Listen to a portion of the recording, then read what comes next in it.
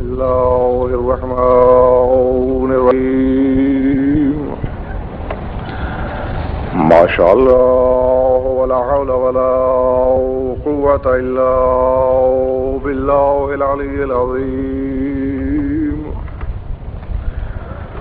رب اشرح لي صدري ويسر لي أمري واحلل عقدة من لساني يفقهوا قولي واجعل لي من لدنك سلطانا نصيرا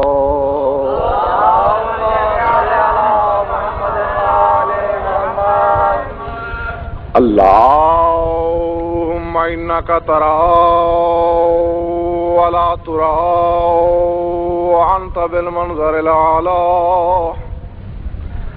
وأن لك المنتهى والرجاء وأن لك الآخرة والأولى وأن لك الممات والمحيا وربي أعوذ بك أن أضل أخذا الحمد لله والصلاة على عليها أما بعد فقد قال الله تبارك وتعالى في كتاب المجيد فرقانه الحميد وهو أصدق القائلين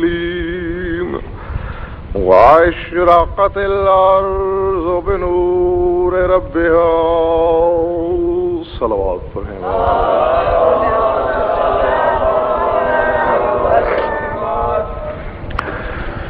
تمام صاحبان مل کر جوش ولا سے بآواز بلند صلوات پڑھیں.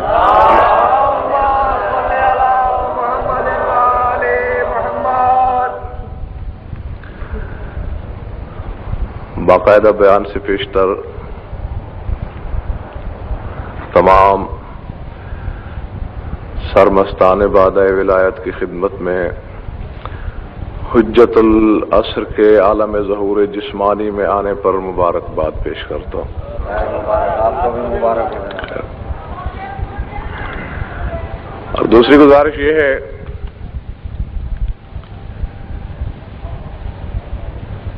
کہ مومنین نے جتنے مسائل میرے ذمہ لگائے ہیں بذات خود ان پر شعر حاصل بحث کے لیے سینکڑوں مجالس کی ضرورت ہے، لیکن کوشش میں یہ کر رہا ہوں کہ موضوع یہی ایک رہے اور اس کی ضمن میں ہر وہ مسئلہ حل ہو جائے جس پر کوئی بھی شخص شبہ کی انگلی رکھتا ہے.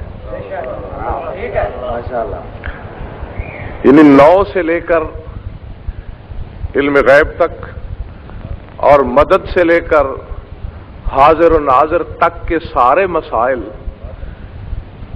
صرف اسی ایک واقعے پر نظر کر لینے سے حل ہو جاتے ہیں.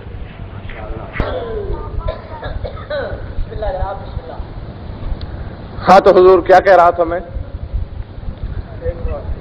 کہ جس ہستی کی آمد کے خراج عقیدت کے لیے آپ سب لوگ جمع ہیں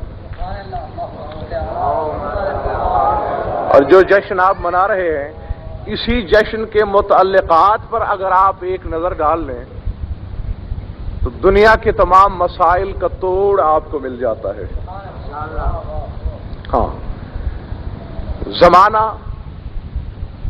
اور زمانے کے عوام نہیں علماء مدعیان علم بھٹک رہے ہیں دشت تحقیق میں کہ ان کی نو بشری ہے یا نوری، یہ ہماری طرح سے پیدا ہوتے ہیں یا کسی اور طریقے سے. لیکن جب میں نے اس وادی معرفت کا اس دشت تحقیق کا سفر شروع کیا تو بھائی صاحب میں پریشان ہو کے رہ گیا. کتابیں بھری پڑی ہیں. یہ جو رات گزری ہے امام حسن عسکری علیہ السلام نے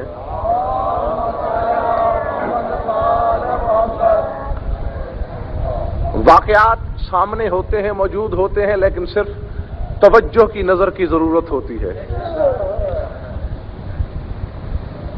جناب عسکری علیہ السلام نے اپنی پھوپھی جناب حکیمہ خاتون سے فرمایا کہ پھوپھی اماں، آج آپ نماز مغربین بھی میرے گھر میں ادا کریں اور اپنے گھر کہہ کے آئیں کہ آپ واپس نہیں آئیں گی، کیونکہ آج آپ نے قیام بھی میرے گھر میں کرنا ہے۔ کیوں بیٹے؟ اس لیے کہ میرے ہاں مہمان آ رہا ہے۔ بیٹے، اس مہمان کے ساتھ کچھ زیادہ آدمی آ رہے ہیں کہ مجھے تمام رات ان کے کھانے کے بندوبست کے لیے آپ کے گھر میں رہنا پڑے گا؟ فرمایا نہیں، آنے والا ایک ہے، لیکن جو آپ سمجھ رہی ہیں وہ مہمان نہیں، میرے گھر میں حجت خدا نے آنا ہے۔ 4 ائمہ سے رشتہ ہے جناب حکیمہ خاتون کا، سمجھ میں آ رہی میری بات؟ 9ویں امام کی بیٹی، 10ویں امام کی بہن، 11ویں امام کی پھوپھی اور امام عصر کی دادی، اتنی بڑی منزلت رکھنے کے باوجود ائمہ کے 9 کے مسئلے میں جناب حکیمہ کا علم، تحقیق اور رعایت بھی ملاحظہ ہو۔ فرماتی ہیں جب میں گھر میں آئی تو میں نے نرجس سے پوچھا کہ مجھے عسکری نے بلایا ہے کہ مہمان آنے والا ہے، کیا یہ بات صحیح ہے؟ پہلے تم نے مجھ سے یہ خبر کیوں چھپائی؟ تو جناب نرجس خاتون حیران ہو کے فرماتی ہیں کہ اگر حجت خدا نے بلایا ہے تو میں قول امام کو تو نہیں جھٹلا سکتی، لیکن حقیقت تو یہ ہے کہ لم اشعر بثقل الحمل، میں تو اپنے بدن میں کسی آنے والے کی کوئی علامت نہیں پاتی۔ سمجھ میں آ رہی بات؟ اور بلکہ لم اشعر کا لفظ کہ مجھے تو شعور تک نہیں، مجھے تو احساس تک نہیں ہے کہ کوئی آنے والا آ رہا ہے، لیکن چونکہ امام نے بلایا ہے انتظار کر لیں۔ جناب حکیمہ ہی کی روایت ہے کہ رات آہستہ آہستہ اپنا سفر طے کرتی رہی، وقت گزرتا گیا، صبح کاذب کے بعد صبح صادق کا پہلا خط نمودار ہونے لگا تو میرے دل میں خیال آیا کہ ہو سکتا ہے میرے بھتیجے نے مجھ سے مذاق کیا ہو۔ یہ کہہ کے میں دروازے کی طرف بڑھی کہ باہر سے آواز آئی جناب عسکری کی، یا امتی لا تشکی فی امر اللہ، پھوپھی جان امر الہی میں شک نہ کریں اور وہیں رہ جائیں، اور توجہ اگر اس وقت آپ جاگ رہے ہیں اور سننے کا مزاج لے کے بیٹھے ہوئے ہیں، فرماتے ہیں میں ابھی واپس پلٹی کہ حال بینی و بین نرجس حجاب، میرے اور جناب نرجس کے درمیان ایک نوری حجاب، ایک پردہ حائل ہوا۔ میں حیران ہوئی کہ یہ پردہ کیسا ہے۔ ابھی میں عسکری کو آواز دینا ہی چاہتی تھی کہ کسی مرد کی آواز میرے کانوں میں آئی، سبحان ربی الاعلی و بحمدہ۔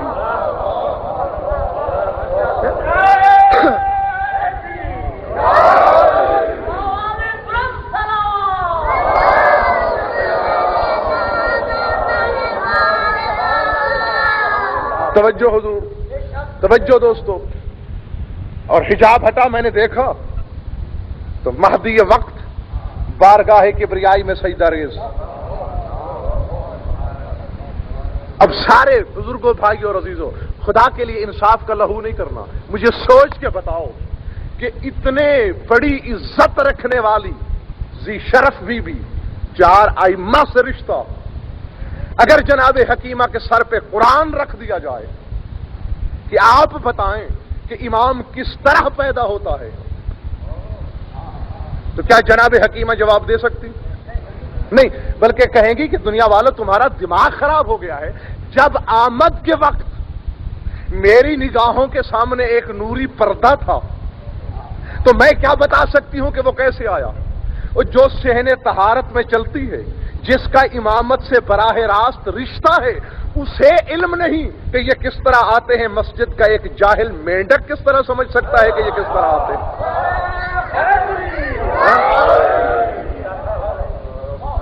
چلیے ایک قدم آگے چلتے ہیں، انہیں پتہ نہیں چلا، شاید ماں کو خبر ہو کہ یہ کس طرح ہوتے ہیں۔ میں لفظ لفظ کی ضمانت کے ساتھ کہہ رہا ہوں۔ جناب نرجس سے سوال کیا گیا، آپ فرمائیے کہ آنے والا کس طرح آیا؟ فرمایا مجھے اور تو کچھ نہیں معلوم، جناب حکیمہ سے باتیں ہوتی رہی، میں جواب دیتی رہی، بس پردہ حائل ہوتے ہوئے میں نے بھی دیکھا، اور پردے کے بعد غالباً النوم، مجھے اونگ آ گئی، نیند آئی، اور پھر نیند کھلی اسی آواز پہ سبحان ربی الاعلی۔ تو میں بھی نہیں بتا سکتی کہ آنے والا کس ڈھنگ سے آیا، کس انداز میں آیا، تو جن کی آمد کا پتہ ماؤں کو نہ ہو، ان کی ولادت کے بارے میں ذہن انسانی کیا فیصلہ کر سکتا ہے؟ اور دونوں بیویاں جب جواب نہیں دے پائیں، جناب حکیمہ خاتون نے سوال کیا امام حسن عسکری علیہ السلام پر کہ وجہ کیا ہے؟ مجھے تو بلایا گیا بچے کی ولادت کے لیے، لیکن جب وہ آیا مجھے علم تک نہیں، احساس تک نہیں، میرے شعور کی حدوں کو بہت پیچھے چھوڑ کے آیا۔ وجہ توالی الانوار میں یہ فقرے موجود ہیں امام معصوم کے کہ پفیما حیرت زدہ ہونے کی ضرورت نہیں، نحنو معاشر الاوصیاء لا نحمل فی البطون انما نحمل فی الجنوب ولا نخرج من الارحام انما نخرج من الفخذ الایمن من امہاتنا لاننا نور اللہ الذی لا تنالہ الدنسات۔ فرماتے ہیں کہ ہم جو اوصیاء کا گروہ ہیں، ہمارا حمل شکم مادر میں نہیں ہوتا، ہم ماؤں کے شکموں میں نہیں رہتے، نحمل فی الجنوب، ہم پہلو مادر کے ساتھ تسبیح گزار رہتے، وَلَوْ نَخْرُجُ مِنَ الْأَرْحَامِ إِنَّمَا نَخْرُجُ مِنَ الْفَخْذِ الْأَيْمَنِ مِنْ أُمَّهَاتِنَا، اور ہم دنیاوی بچوں کی طرح پیدا نہیں ہوتے، ہم اپنی ماں کی دائیں ران کے ساتھ ظہور کرتے ہیں۔ کیوں کہ لِأَنَّنَا نور اللہ الذی لا تنالہ الدنسات، اس لیے کہ ہم اللہ کا وہ نور ہیں جسے کسی قسم کی کثافت مس نہیں کر سکتی، چھو نہیں سکتی۔ تو اب نو کا فیصلہ، نیند تو طاری نہیں ہو رہی نا؟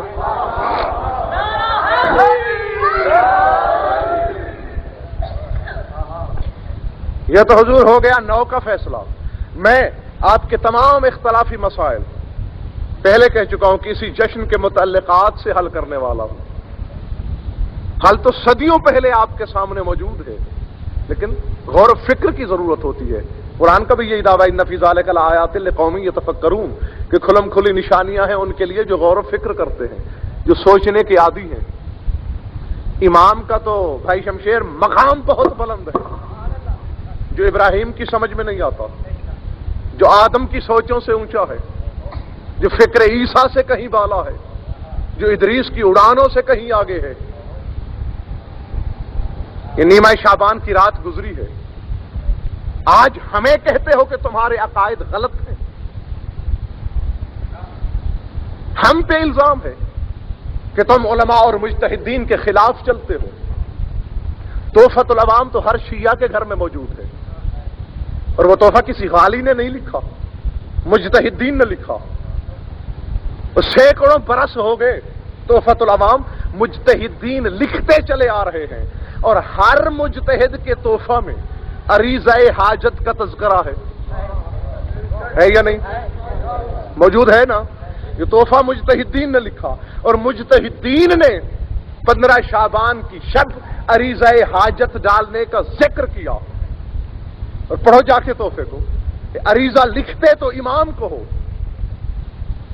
پہلے تو اب وہ فتویٰ مجتہدین پہ لگاؤ کہ مجتہدین بھی اتنے کورے ہو گئے علم سے، وہ بھول گئے کہ غیر اللہ سے حاجت طلب نہیں کرنا چاہیے۔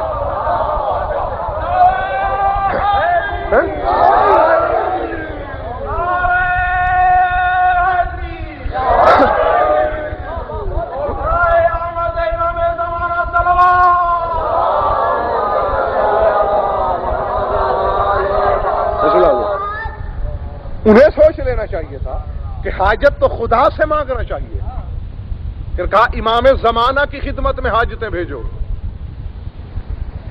اور ساتھ ساتھ نہیں، حیرت کر دینے والی بات تو آگے ہے، اور یہ بتاتا چلوں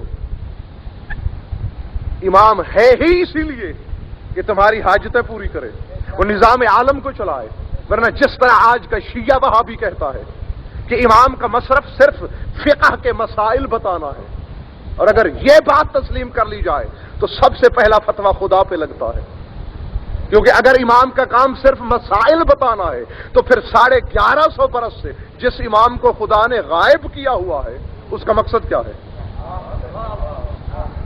کیونکہ غائب امام تک نہ کوئی پہنچے نہ کوئی مسئلہ پوچھے،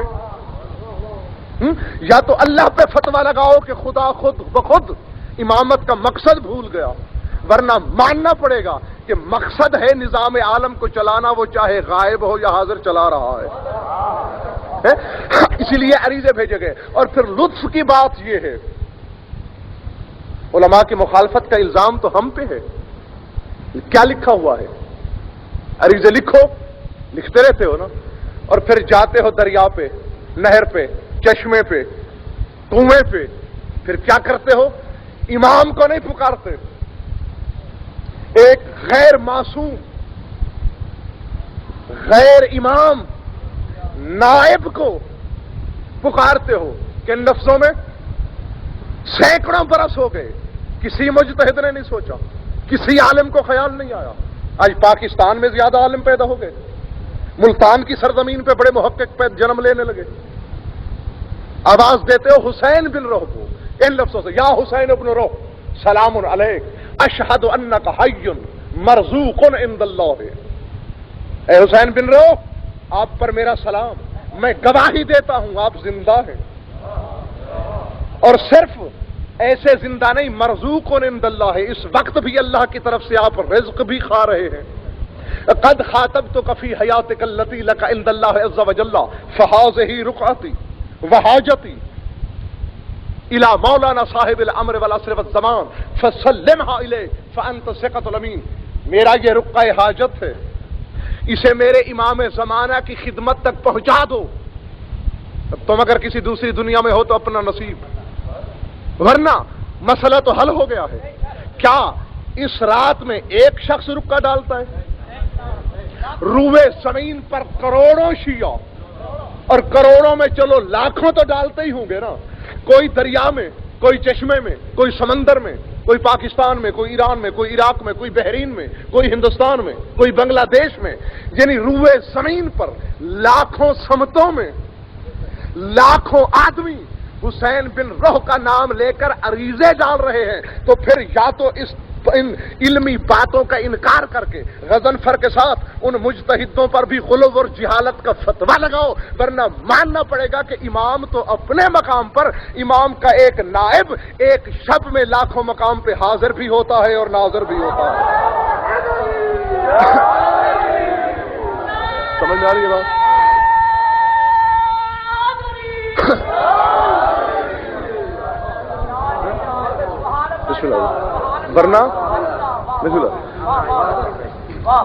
ورنہ حسین بن روح کو آواز دینے کا مقصد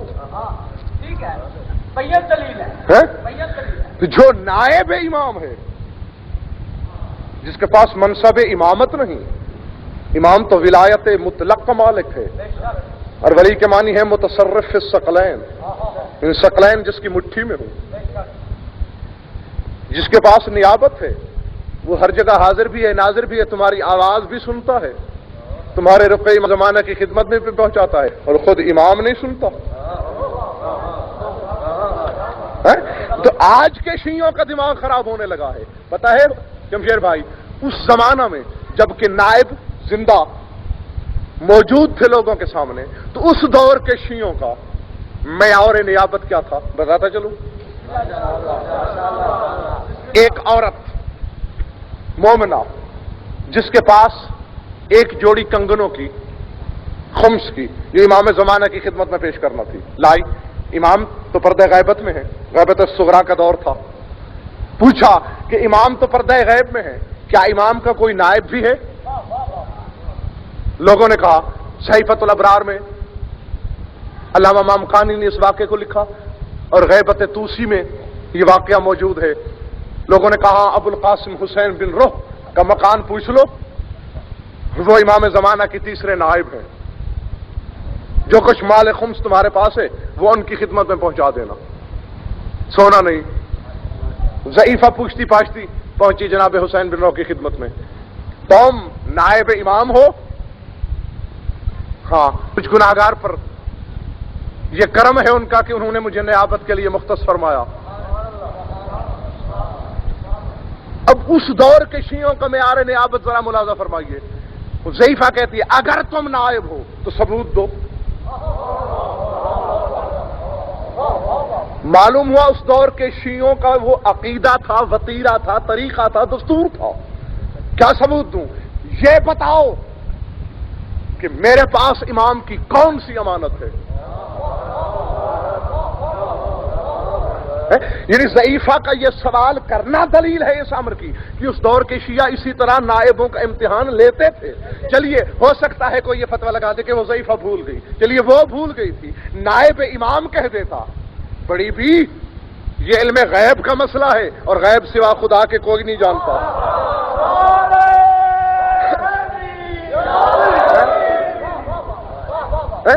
عالم الغیب تو خدا ہے، تو مجھ سے غیب کی باتیں پوچھتی ہو؟ لیکن نہیں، شان نیابت ملاحظہ ہو۔ جب کہا کہ بتاؤ میرے پاس امام زمانہ کی کیا امانت ہے، تو ایک بے نیازانہ تبسم مچل گیا لبوں پہ اور فرمایا اگر امتحان لینا ہے تو اے ضعیفہ میرے گھر میں وہ امانت لے کے مجھ سے نہ پوچھ، جا اور اس امانت کو دریائے دجلہ میں پھینک دے اور بعد میں آ کر مجھ سے سوال کر۔ گئی ایک ڈبے میں وہ جوڑی کنگنوں کی بند تھی، دریائے دجلہ میں پھینک دی، اور جب واپس آئی حسین بن روح کے گھر تو انہوں نے اپنی کنیز کو آواز دی، اے کنیز ابھی ابھی جو میں نے تمہیں ڈبہ دیا ہے ذرا وہ لانا۔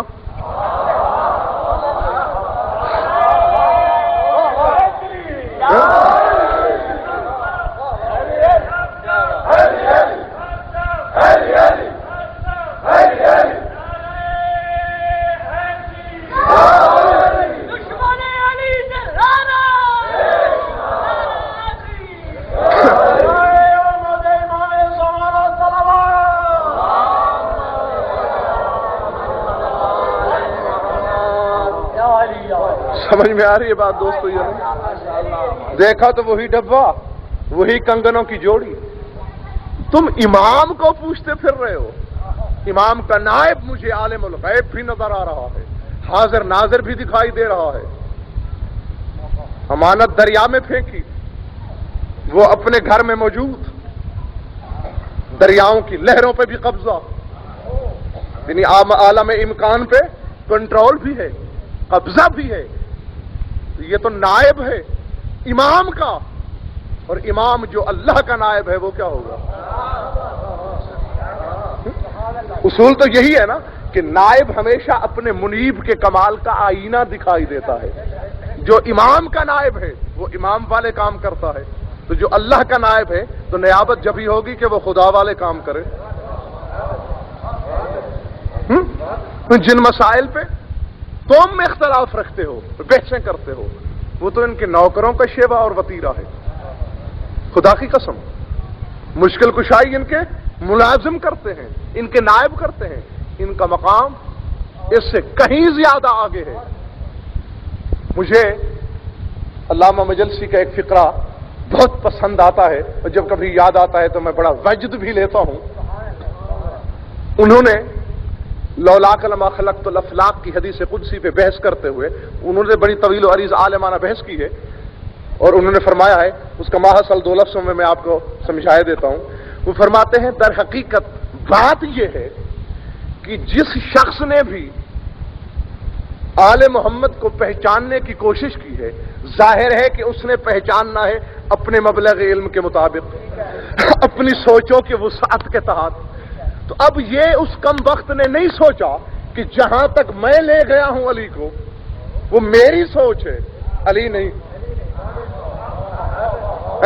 حالانکہ اسے سوچنا تو یہ چاہیے کہ یہاں تک جو میں علی کو لایا ہوں وہ علی کو نہیں لایا، وہ تو میں اپنی سوچ کو لایا ہوں۔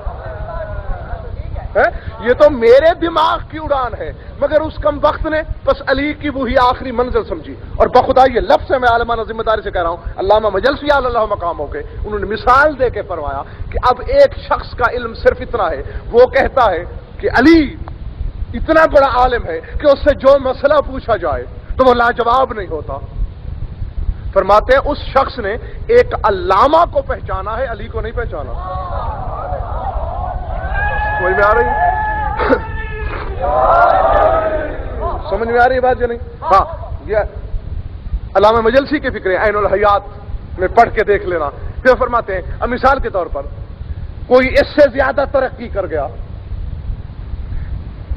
کہ علی وہ ہے جو روحیں قبض کر سکتا ہے، تو فرماتے اس نے بھی ملک الموت کو پہچانا ہے، علی کو نہیں پہچانا. علی ابھی آگے ہے، ابھی بلندی پہ ہے. اسی طرح کسی کا دماغ اس حد تک چلا گیا کہ علی رزق تقسیم کر سکتے ہیں، یہ کرتے ہیں، تو اس نے میکائیل کو پہچانا، وہ رزق تقسیم کرتا ہے. علی کو نہیں پہچانا. ایک شخص کہتا ہے علی خالق ہیں، تو اس نے حضرت عیسیٰ کو پہچانا، علی کو نہیں پہچانا. وہ فرماتے علی تو ہے اس میں اللہ کا مظہر، تو علی کو پہچاننے کا دعویٰ وہی کر سکتا ہے جس نے اللہ کو پہچانا ہو. سمجھ میں آ رہی ہے بات یا نہیں؟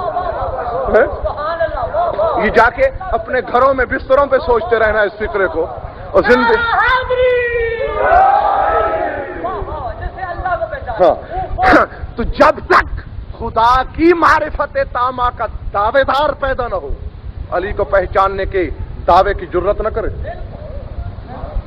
اور خدا کو پہچاننے کے لیے محمد بننا پڑتا ہے، کیونکہ حدیث رسول ہے کہ خدا کو میں نے اور علی نے ہی پہچانا ہے اور کوئی نہیں پہچان سکا. اور اسی طرح علی کو میں نے پہچانا ہے اور اللہ نے. تو نہ تو مجھے آج کے دور میں کوئی محمد نظر آتا ہے. ہاں، تو آج اگر کوئی دعوے دار علم یہ دعویٰ کرے کہ میں نے علی کو پہچان لیا، تو قادیانیوں کی طرح اس پہ بھی لعنت کرو کہ اس نے نبی بننے کا دعویٰ کیا. اس پہ بھی فرعون کی طرح لعنت کرو کہ اس نے خدا بننے کا دعویٰ کیا. کیونکہ علی کو پہچاننے کی شرطیں ہی دو ہیں، یا وہ خدا ہو یا وہ نبی ہو. تو اسی طرح میں کہہ یہ رہا تھا کہ جن باتوں پہ ہمارے اختلافات ہیں وہ تو کام ہے ان کے نائبوں کے، ان کے نوکروں کے. ان کا جو مقام ہے، اگر تھک گئے ہو تو میں یہی چھوڑ دوں.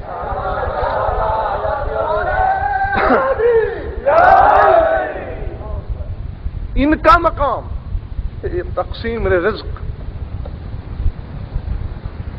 یہ موجود ہو جانا، یہ حاضر و ناظر، یہ باتیں یہ کوئی مسئلہ نہیں. خدا کی قسم تمہارے اپنے وجود میں، اور تمہیں بتاؤں، یہ جو تمہیں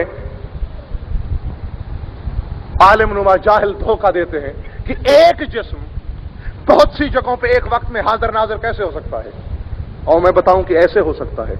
میرے کتنے جسم ہیں، آپ کتنے ہیں؟ ذرا خدا کے لیے جاگ کے میری بات سمجھنے کی کوشش کریں. آپ کتنے ہیں؟ بہت سے ہیں نا.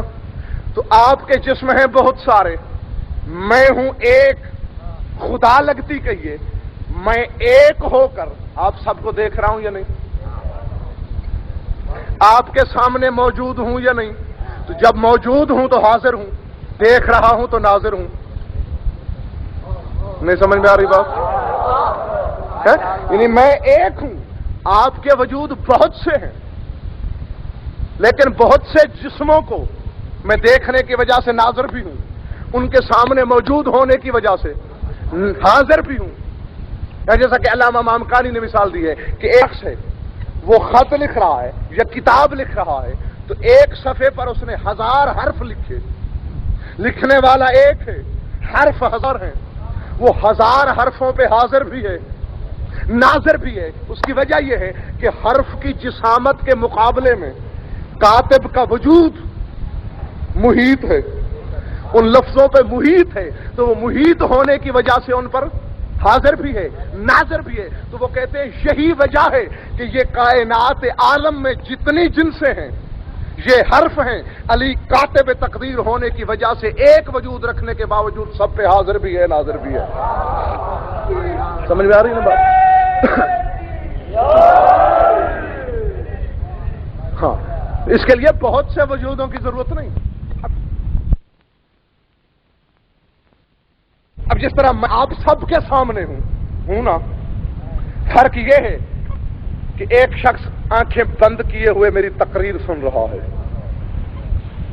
باقی سارا مجمع قسمیں اٹھا اٹھا کے کہتا ہے کہ ہم نے غضنفر کو دیکھا. وہ کہتا ہے میں نے نہیں دیکھا. تو اب آپ کیا کہیں گے کہ غضنفر اس کے سامنے موجود نہیں تھا؟ غضنفر تو تھا، اس کمبخت نے آنکھ نہیں کھولی۔ سمجھ میں آ رہی ہے میری بات یا نہیں؟ تو بس وجہ یہی ہے کہ وہ تو عالم امکان کی نبضوں میں دوڑنے والے لہو کی طرح ہر جگہ موجود ہیں، جو چشم معرفت کھولتا ہے تو دکھائی دے جاتے ہیں، اور جس کے آئینہ معرفت نفاق کا زنگ چڑھا ہے اسے نظر نہیں آتے، یا وہ جہاں مناسب سمجھتے ہیں جلوہ دکھا دیتے ہیں، جہاں نہیں سمجھتے مناسب نہیں دکھاتے، ورنہ وہ موجود تو ہر جگہ ہوتے ہیں۔ اب جیسا کہ ایک تھوڑی سی تلخ بات بھی کہنے لگا ہوں، بری لگے تو معاف کر دیجئے، یہ جس امام کو نذرانِ عقیدت پیش کرنے کے لیے آئے ہو، انہی کا اپنا فرمان ہے کہ ہمارا پردہ تو ظالمین سے ہے۔ فرماتے ہیں مومنین کے لیے تو ہم غائب ہی نہیں ہوئے، ہم تو ظالمین سے چھپے ہیں۔ اب اگر ہمیں نظر نہیں آ رہے تو امام کا انکار نہ کرو، کم وقتوں کہہ دو ہم خود ظالم ہیں۔ ہم نے ظلم کیا ہے کہ ان کی محبت سے انصاف نہیں کر سکے، ہم نے محبت کا خالی خولی ڈھونگ رچایا ہے، ہم نے محبت کا زبانی دعویٰ کیا ہے، ورنہ اگر ہم میں آ رہے، ورنہ ایسے بھی گزرے ہیں اور آج بھی ایسے موجود ہیں جن کا یہ دعویٰ ہے کہ ایک لمحے کے لیے اگر امام ہماری نظروں سے اوجھل ہو جائے تو ہم سمجھیں گے ہم مومن نہیں رہے۔ سمجھ میں آ رہی میری بات یا نہیں؟ ہاں، تو ان کو اگر دیکھنا ہو میرے بھائیوں تو خدا کی نیابت کے منصب پہ دیکھو، کیوں؟ یہ اللہ کا بدل ہے۔ شاید لفظ برا لگا ہو لیکن میں پوری ضمانت سے کہہ رہا ہوں، دلائل دے سکتا ہوں، بحث کر سکتا ہوں، یہ خدا کا بدل ہے۔ اور بدل تو جانتے ہو نا، آپ نے مجھے بلایا، میں یہاں نہیں آ سکا، کسی اور مولوی صاحب کو خط لکھ کر بھائی صاحب کے پاس بھیج دیا کہ مجھے فلاں مجبوری ہے، یہ میں اپنا بدل بھیج رہا ہوں۔ اب جو میرا بدل ہے آپ کا کیا خیال ہے؟ وہ آ کے یہاں تانگا چلائے گا؟ نہیں، وہ بھی تقریر کرے گا۔ فرق یہ ہے میرا انداز بیاں اور ہوگا، اس کا انداز بیاں اور ہوگا، لیکن کرے گا وہ بھی وہی کام جس کے لیے آپ نے مجھے بلایا تھا۔ تو یہ 14 ہے اللہ کا بدل۔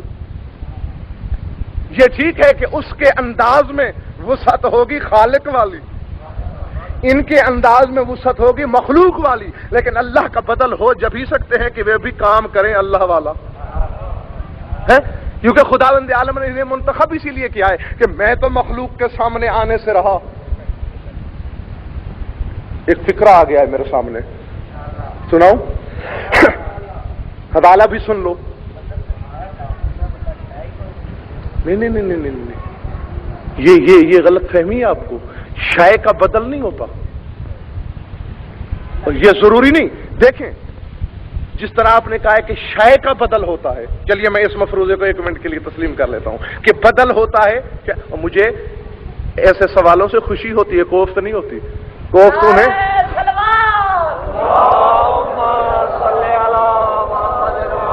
یعنی اس سوال نے مجھے اپنے موقف کے اور زیادہ قریب کر دیا ہے۔ جس طرح یہ مفروضہ ہے کہ بدل شے کا ہوتا ہے، اس طرح یہ بھی ہے کہ شے سے شے کا ربط ہوتا ہے، شے سے شے کا ربط ہوتا ہے، شے سے لا شے کا ربط تو نہیں ہوتا۔ تو پھر اللہ سے رابطہ ڈھونڈنے والوں، یا تو پہلے اللہ کو شے بناؤ۔ تم جو کہتے ہو ہم آل محمد سے نہیں مانگیں گے، اللہ سے مانگیں گے، اسی سے رابطہ پیدا کریں گے، پھر یا تو تم خدا کو بھی شے بناؤ، پھر تو تم اس سے مربوط ہو سکتے ہو، اس تک پہنچ سکتے ہو۔ اور اگر اللہ شے نہیں تو پھر عقل سوچنے پہ مجبور کرتی ہے یا نہیں کہ تمہیں اپنے شدائد و مصائب کے لیے رابطہ رکھنے کے لیے کسی شے کی ضرورت ہے؟ تو اس شے کا نام ہے آل محمد، جسے شے کا روپ دے دیا ہے پروردگار نے، ورنہ حقیقت میں شے نہیں تھی، شے نہیں تھی جب وہ تھے۔ سمجھ میں آ رہی ہے میری بات جو نہیں؟ حقیقت میں شے نہیں تھی جب وہ تھے۔ اب یہ اسی طرح ہے، شبیہ کی عزت کیوں کی جاتی ہے؟ شادباش. وہ در حقیقت شبیہ کی عزت نہیں ہوتی، وہ اصل کی عزت ہوتی ہے. یہ کعبے کو کیوں جھکا گیا جبکہ بندگی خدا کی ہے؟ ذرا سمجھ کے جواب دینا مجھے. عبادت تو پروردگار کی ہے. کعبہ تو ایک گارے اور اینٹ سے بنا ہوا، لکڑی سے بنا ہوا ایک کوٹھا ہے، ایک مکان ہے، غیر اللہ ہے. تمہارے گھروں کے کمرے اس سے کہیں زیادہ قیمتی اور سجے ہوئے ہیں، وہ تو سیدھا سادہ سا کوٹھا ہے. اسے جھک رہے ہو. بھئی جھکنا تو تھا خدا کو. تو 73 فرقے کے لوگ یہ جواب دیتے ہیں کہ خدا تک تو ہماری رسائی نہیں. مسجودیت کے بدل کے طور پر اللہ نے ہمیں کعبہ دیا. سمجھ میں آ رہی ہے میری بات یا نہیں؟ تو بس میرے بھائی، جس طرح اس کی مسجودیت کا بدل ہو سکتا ہے تو اس کی موجودیت کا بدل بھی ہو سکتا ہے. یعنی آل محمد اس امر کی دلیل ہے کہ کوئی خدا بھی ہے. سمجھ میں آ رہی میری بات؟ ہاں، میں اور آپ اگر خدا منوانے نکلیں تو ہم نہیں منوا سکتے. یہ مخلوق منوا سکتی ہے خدا کے جنہیں لوگ خدا کہنے پہ تیار ہو جائیں اور وہ کہیں کہ ہم اللہ نہیں، اللہ وہ ہے جسے ہم جھک رہے ہیں. تو لطف بھی اسی توحید کا آئے گا کہ جس پہ خود وحدت کا شبہ ہو رہا ہو اور لوگ کہیں کہ آپ خدا ہیں. تو میں ایک فقرہ کہنے لگا تھا علامہ سید بن طاؤس کا، جو امام زمانہ کے بارے میں انہوں نے لکھا ہے، اگر ارشاد ہو تو سناتا چلو.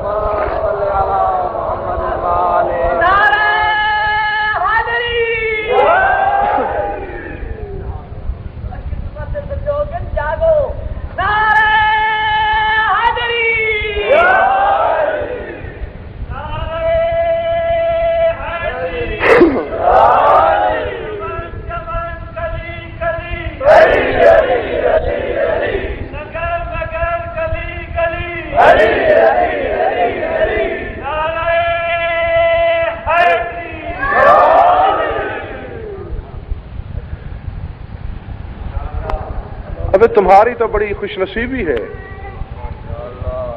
کہ تمہیں امام وہ عطا کیا گیا ہے جو اماموں پہ حجت. ہاں، اس لیے کسی کے دام تصویر میں مت آؤ، حقائق کو سمجھو. بات یہ ہو رہی تھی کہ جن مسائل پہ تمہارا اختلاف ہے وہ ان کے نائبوں کے کام ہے. یہ تقسیم یہ تدبیر کی حدوں سے کہیں آگے ہیں، یہ تخلیق اور تملیک کی حدوں پہ ہیں. سمجھ میں آ رہی میری بات یا نہیں؟ ماشاءاللہ ماشاءاللہ. محج الدعوات میں سید ابن طاؤس علیہ رحمہ آل اللہ مقامہ نے دعائے ابرات کے ذیل میں دعائے توسل لکھی. اس کے فقرے ہیں اور وہ میں آپ کو سنانے لگا ہوں کہ امام زمانہ کے بارے میں توسل کرتے ہوئے خدا سے جو فکرے انہوں نے لکھے. اور سید ابن طاؤس وہ ہستی ہیں جن کے بارے میں علماء رجال نے یہ تسلیم کیا ہے کہ ان کی کئی مرتبہ امام زمانہ سے ملاقات ہو چکی ہے. تو پھر خدا کے لیے انصاف خود کرو. جس کی امام زمانہ سے ملاقاتیں ہوتی رہی ہوں اس آدمی کا عقیدہ غلط نہیں ہو سکتا. کیوں کہ اگر اس میں کوئی غلطی تھی تو امام زمانہ اسے ملاقات پر روک سکتے تھے، ٹوک سکتے تھے کہ تمہارا یہ عقیدہ غلط ہے. امام کا نہ روکنا دلیل ہے اس امر کی کہ وہ صحیح تھا. جو آج غلط کہے وہ کم وقت خود غلط ہے. وہ فرماتے ہیں کہ اتقرب الیک بالحفیظ العلیم الذی جعلتہ علی خزائن الارض والاب الرحیم الذی ملکتہ عظمت البسط والقبض. کہ پروردگار میں اس نگہبان اور علیم امام کے ذریعے تیرا قرب چاہتا ہوں. امام زمانہ کو حفیظ بھی کہا، علیم بھی کہا. اس نگہبان، اس نگران امت اور اس عالم نہیں بلکہ علیم، بس یہی سن لو اور اس کے بعد میں بیان سمیٹ لیتا ہوں، کے ذریعے تیرا قرب چاہتا ہوں جسے تو نے زمین کے خزانوں کا نگران بنایا، خازن بنایا. خازن وہ ہوتا ہے جو تقسیم کرے. اور آگے والا جو فقرہ ہے وہ اس سے کہیں زیادہ اونچا ہے، اور فرماتے ہیں بل اب الرحیم الذی ملکتہ عظمت البسط والقبض، اور امت کے اس شفیق باپ کے ذریعے تیرا قرب چاہتا ہوں کہ روزی بڑھانے اور گھٹانے کے نظام کی باغوں کا جسے تو نے مالک بنا دیا۔ سمجھ میں آئی نا؟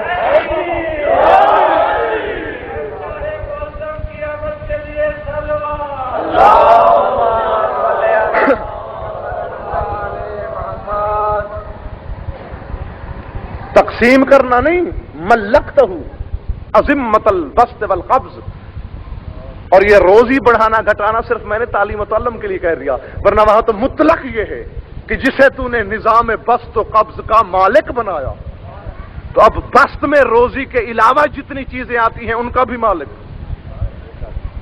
ہواؤں کا چلنا نظام بسط، دریاؤں سمندروں کا چلنا نظام بسط، تم زندہ ہو، تمہاری سانسیں چل رہی ہیں، یہ نظام بسط ہے۔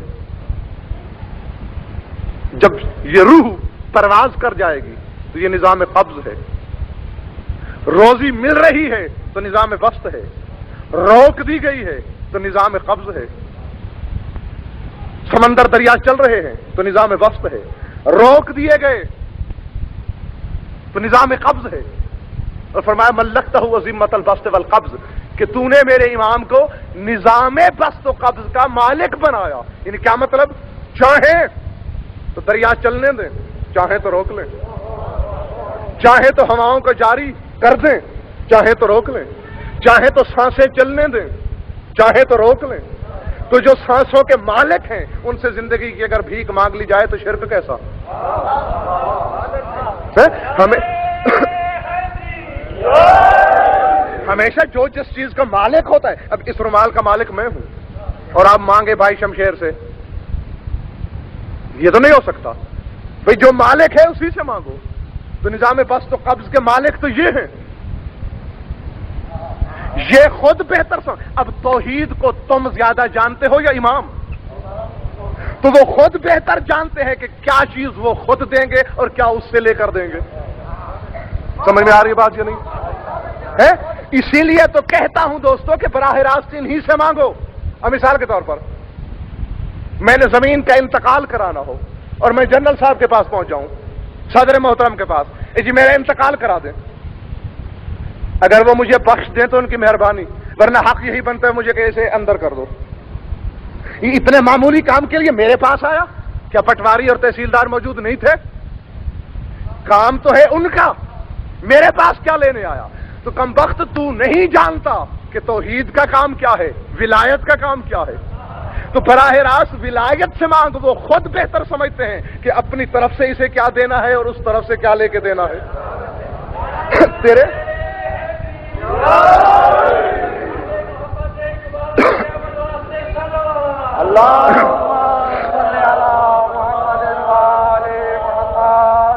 اور پھر جس چیز کو تم ختم کر رہا ہوں میں اپنے بیان کو، عبرت اور حیرت کی نظر سے دیکھتے ہو، تفسیریں پڑھو، کتابیں دیکھو، جب تشریف لائیں گے میرے مولا کی ہر ریت کا آدمی، کوئی آدم نظر آئے گا، کوئی ابراہیم، ہاں میں پوری ضمانت سے کہہ رہا ہوں، تفسیریں بھری پڑی ہیں کہ جب مولا تشریف لائیں گے یستغنی الرجل عن حمام وحجام، حمام کی ضرورت نہیں ہوگی، حجام کی ضرورت نہیں ہوگی، وعن طبیب، طبیب کی ضرورت نہیں ہوگی۔ کیا مطلب؟ یعنی کوئی بیماری ہو تو طبیب ہو، اور مولا حمام کی ضرورت کیوں نہیں پیش آئے گی؟ فرماتے ہیں کسی کو نجاست چھوئے تو حمام ہو۔ جب یہ اپنا نظام صحیح معنوں میں چلا دیں تو نجس کو طاہر کر دیں، غسل سے بے نیاز کر دیں، بالغی اور نشو و نما کا مالک اپنے افراد ریت کو بنا دیں۔ اللہ جانے ان کا اپنا مقام کیا ہے۔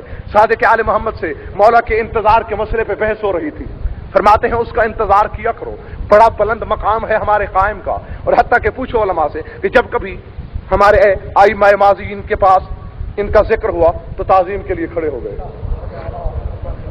حالانکہ بیٹا تھا، یعنی ایک مومن نے ایک مرتبہ نام لیا مولا کا تو سرکار اٹھ کھڑے ہوئے اور بلا تشبیہ سینہ مبارک پہ ہاتھ رکھ کے جھک کے فرمایا سیدی و مولایا بے ابی انت و امی، اے میرے سید، اے میرے مولا، اپنے بیٹے کو کہہ رہے ہیں میرے ماں باپ آپ پہ فدا ہو جائیں۔ مولا بیٹھے تو تجربتاً اس شخص نے پھر نام لیا، سونا نہیں بس میں ختم کرنے لگا ہوں۔ مولا پھر اٹھے، پھر لیا، 6-7 مرتبہ وہ نام لیتا رہا، مولا اٹھتے رہے۔ جب وہ خاموش ہو گیا مولا فرماتے بس میرا امتحان ختم ہو گیا، تو قیامت تک میرے بیٹے کا نام لے، میں اسی طرح تعظیم کو کھڑا ہوتا رہوں۔ مولا وجہ فرمایا تو نہیں جانتا کہ میرے بیٹے کی انتظار کا اجر کیا ہے، مقام کیا ہے۔ مولا پھر میں انتظار کروں، میں اس کے ساتھیوں میں سے ہو جاؤں گا؟ فرمایا اجر ملے گا لیکن ساتھیوں میں ہونے کے لیے ایک شرط ہے۔ مولا کیا؟ فرماتے ہم جنس دکھائے دیتے ہیں، بن سکتے ہو تو ویسا بن کے دکھا دو۔ وہ کیسے؟ مولا نے بلا تشبیہ ٹھوکر ماری زمین پہ، زمین کا سینہ شگاف ہو گیا۔ کیا دیکھتے ہیں؟ حد نظر تک گھوڑوں پہ سوار ہیں لوگ، قاضین اذقانہم علی قرابیس سروجہم سالین سیوفہم مقیمین اسنتہم، نیزے تانے ہوئے، تلواریں بے نیام کی ہوئی، اپنی ٹھوڑیاں زین کے ہرنے پہ رکھے ہوئے، آنکھیں کسی طرف لگی ہوئی۔ فرمایا یہ منتظرین ہیں، حالانکہ ابھی میرا بیٹا ظاہری طور پر دنیا میں نہیں آیا، یہ انتظار میں ہیں۔ فَمُنْذ خُلِقُوا عَلَىٰ هَٰذِهِ الْحَالَةِ، اور جب سے خلق ہوئے ہیں اسی حالت میں کھڑے ہیں، اور جب تک ظہور نہ ہوگا، توجہ، اسی حالت میں کھڑے رہیں گے۔ اور تم تو ائمہ کے بارے میں کم بختوں بحثیں کر رہے ہو۔ سائل نے کہا مولا عبرت ہے، اتنے عرصے سے کھڑے ہیں اور ظہور تک کھڑے رہیں گے، یہ تھکتے نہیں، انہیں بھوک نہیں لگتی، انہیں نیند نہیں آتی، انہیں تقاضائے بشری مجبور نہیں کرتے۔ مولا کے چہرے کا رنگ بدل گیا۔ فرمایا سائل تو نے ہماری محبت کے مقام کو یوسف پر فریفتہ ہونے والی مصری عورتوں کی محبت سے بھی کم سمجھا؟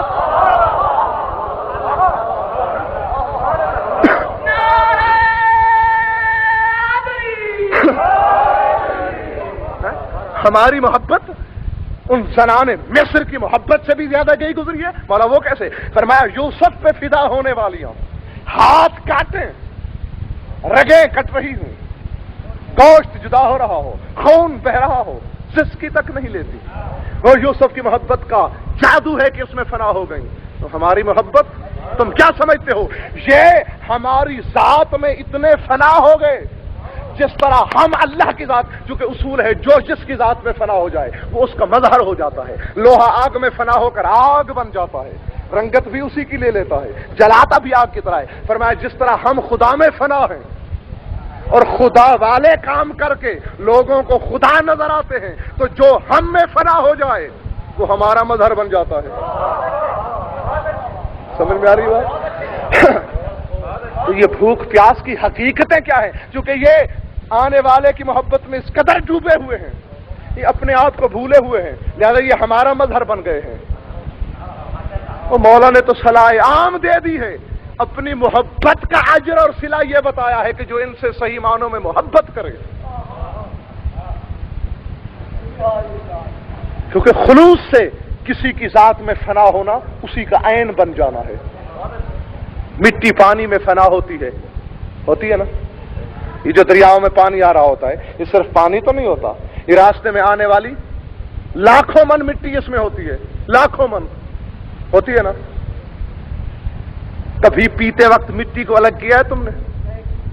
کپڑے پاک کرتے وقت مٹی کو الگ کیا ہے تم نے؟ اب پوچھو کیا کر رہے ہو؟ یہ پانی پی رہا ہوں۔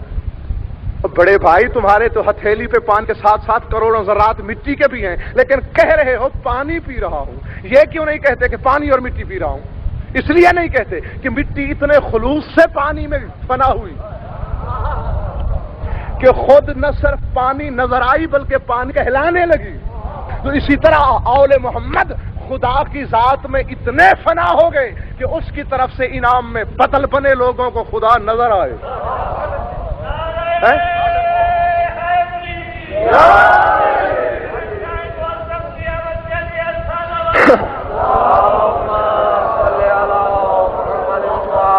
اور اگر تم آل محمد کی محبت میں فنا ہو جاؤ تو آل محمد والے کام تم کر سکتے ہو. اور پھر آل محمد والے کام کون سے ہیں؟ وہی خدا والے. یعنی دوسرے لفظوں میں اللہ والے کام تو تم کر سکتے ہو. تو جب تم اللہ والے کام کرنے لگو گے تو کیا پھر تم سے ان کی اطاعت مفقود ہو جائے گی؟ کیونکہ اب تم بھی وہی کام کرنے لگے ہو. نہیں ہوگی. پھر بھی وہ آقا تم غلام. تو اس مقام پر آ کے تمہیں علی کا پتہ چلے گا کہ اللہ کے کام کرنے والا بھی علی کا غلام ہے. خدا جانے علی کا مقام کیا ہے. یعنی جو خود خدا کے کام کر رہا ہے تو وہ علی کا غلام ہے. اب اللہ جانے علی کا مقام کیا ہے. اور علی کا مقام وہی ہے جو مجلسی الرحمہ کے بارے میں نے بتایا کہ وہ اللہ کے نائب ہیں. تو جو اللہ کو جانتا ہو، جو اللہ کا عارف ہو، وہ ان کے مقام کو پہچان سکتا ہے.